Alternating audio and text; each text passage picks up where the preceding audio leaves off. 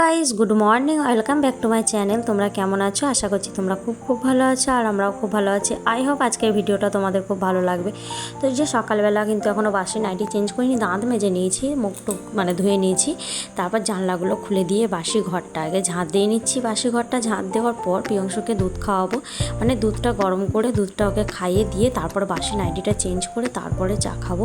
তো এই যে এদিকে আমার ঝাঁট দেওয়া কমপ্লিট হয়ে গেছে, এদিকে প্রিয়ংশুকে দুধ খাওয়াবো বলে দুধটা ফুটিয়ে নিয়ে ওকে একবার সকালে দুধটা খাওয়াই, কারণ সকালে বিস্কুট একদম খেতে চায় না। তো এই যে ওকে দুধটা খাইয়ে নিয়ে আমি কিন্তু নাইটিটা চেঞ্জ করে নিলাম, বাসি নাইটিটা। তারপরে আমি এদিকে চাটা খাবো বলে, আর চাটা খেয়ে তো এনার্জি বাড়াতে হবে কাজের দিকে। আর এদিকে দেখো একটুখানি চুলটাও আঁচড়ে নিচ্ছি, আর চুলটা আঁচড়ে নিয়ে একটুখানি সানস্ক্রিন মেখে নেবো। আর সানস্ক্রিন না মাখলে হবে না, কারণ এত রোদ্দুর গরম, আর এদিকে রান্নাঘরেও ঢুকতে হবে তার জন্য।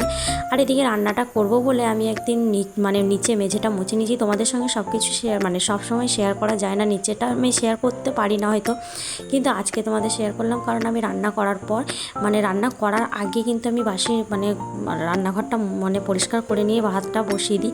এদিকে আমি ভাতটা বসিয়ে দিয়ে কিন্তু ঘরের কাজগুলো আমি ক্লিন করতে চলে এসেছি, কারণ মাত্র 3 ঘন্টা সময় নিয়ে সংসারের সমস্ত কাজ করে আমাকে ইউটিউবের পিছনে কীভাবে যে টাইম বের করি সেটাই তোমাদেরকে আজকে আমি শেয়ার করব।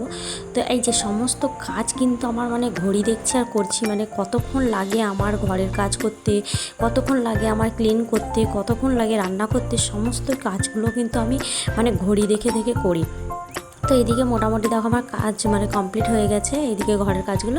আর আমি ভাতটা কিন্তু 1 ফুট দিয়ে নামিয়ে রেখে ভাতটা বসিয়ে দিয়ে আমি কাজগুলো করতে গিয়ে ঘরের কাজগুলো সমস্ত করতে করতে কিন্তু আমি একবার এসে 1 ফুট দেওয়া হয়ে গেছে ভাতটা দিয়ে নামিয়ে রেখে আমি তারপরে কিন্তু আবার ঘরের কাজগুলো করতে গেছিলাম। তো এইদিকে দেখো পাকা পটল এনেছে, পাকা পটলগুলোকে ভাজা করব, তার জন্য একটু মুখগুলোকে কেটে নিলাম, ভালো করে ধুয়ে নিয়েছিলাম আগে। আর এদিকে মাংসের জন্য আলু টালু কেটে নিলাম।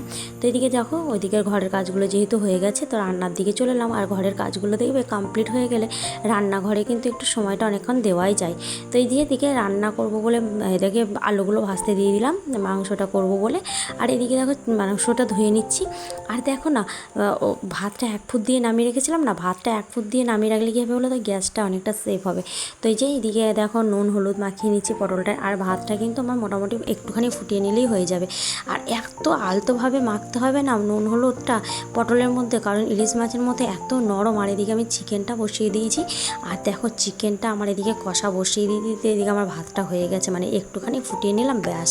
এবার ফ্যানটা ঝরাতে দিয়ে দেবো, তাহলে হবে। তো আজকের ভিডিওটা যদি কেউ ভিডিওটা এই পর্যন্ত দেখে থাকো, তো আজকের ভিডিওটা তোমাদের কেমন লাগলো অবশ্যই কমেন্টে বলবে। আর যদি একটুখানি দেখলেও ভালো লেগে থাকে তো কমেন্ট করে আমাকে অবশ্যই জানিয়ে একটা লাইক দিয়ে পাশে থেকো। আর আজকে যে চিকেন কারিটা আমি বানালাম সেটা একদম কাসুরি মেথি দিয়ে নামিয়ে দিলাম। আর কাসুরি মেথি দিয়ে দেখবে খুব সুন্দর ফ্লেভারটা আসে, একবার বানিয়ে এরকমভাবে দেখবে, খুব সুন্দর লাগে চিকেন কারিটা। তো যাই হোক, চিকেনটা কষা কষা করেছি। আর এদিকে টিফিনে করবো বলে পাউরুটিটা সেঁকে নিলাম। রান্না কিন্তু কমপ্লিট হয়ে গেছে বলে রান্না কমপ্লিট করার পর কিন্তু আমি পাউরুটি দিয়ে টিফিনটা করে নিলাম। আর এইদিকে গ্যাসটাও মুছে নিলাম। এবার রান্না টান্না সব হয়ে গেছে, গ্যাস ক্লিন করে নিয়ে আমার ঘরের কাজগুলো ঘরের কাজগুলো তো হয়ে গেছে, ঘর মোছাটাও হয়ে যাবে। আর দেখো পাকা পটল ভাজার অবস্থা দেখো, কড়াটা পাকা পটল ভাজলেই না একটা গ্যাদরানি টাইপের একটা কিছু একটা বেরোয়, যেন মিষ্টি না পাকা পটলটা, তার জন্য মাছতে একটুখানি কড়াটা অনেকটাই লেট হয়ে গেল।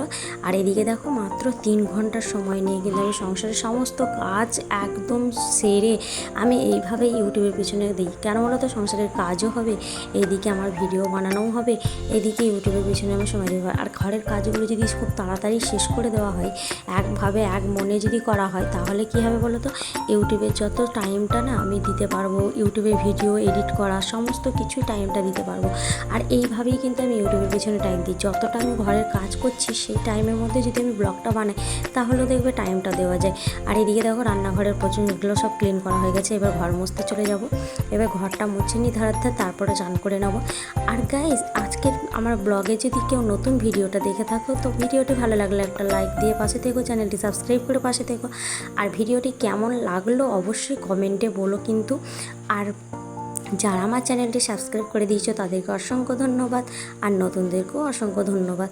তো চলো এদিকে আমার ঘরটা মুছে নিই ভালো করে, তারপরে কিন্তু আবার মানে চানটা করে নেবো। আর এদিকে আর দেখো না, ঠাকুর ঘরের জানলা, ঠাকুর ঘরের দরজা বলো, সবসময় তোমাদের সঙ্গে শেয়ার করতে পারি না, কিন্তু আমি রোজের মুছি, তবু আজকে আমি শেয়ার করলাম। আর এদিকে আমার দেখো ঘর মোছা কমপ্লিট হয়ে চান করে চলে এসেছি। চান করে এদিকে আমি একদম মুখে ক্রিম ট্রিম মেখে সিঁদুর খেতে বললাম। তো গাইস দেখো দুপুরবেলা তোমাদের সঙ্গে আবার দেখা হয়ে গেল। দেখো চিকেন কষা, এদিকে সালাড, এদিকে আমি পটল ভাজা, একদম পাকা পটল। আর পাকা পটল খেতে পিয়ংশু, আমি পিয়ংশু ভাবি তিনজনেই খুব পছন্দ করি। তো চলো পিয়ংশুকে খাইয়ে দিয়েছি, আমরা খেয়ে নিই। তো চলো গুড ইভিনিং গাইস, তোমাদের সঙ্গে সন্ধ্যেবেলা আবার দেখা হয়ে গেল। সন্ধ্যেবেলা দেখো আমরা টিফিন করবো, একটু চপ ফুলুরি নেওয়া হয়েছে, আর দিকে চা। চলো টিফিনটা করে নিই, তারপর তোমাদের সঙ্গে দেখা হবে। তো এদিকে দেখো, এদিকে পিয়ংশুকে সন্ধ্যেবেলা পড়তে বসিয়ে দিলাম, টিফিনটা খেয়ে। তারপরে এদিকে টিফিনটা খেয়ে পড়তে বসিয়ে পড়ে উঠে কিন্তু আমার আবার ডিনারের দিকে যেতে হবে। আর ডিনারের রেসিপি কী যেন, চিকেন কারি আছে, আর এদিকে রুটির করবো, তার জন্য একদম আটা মেখে রেখে দিয়েছিলাম।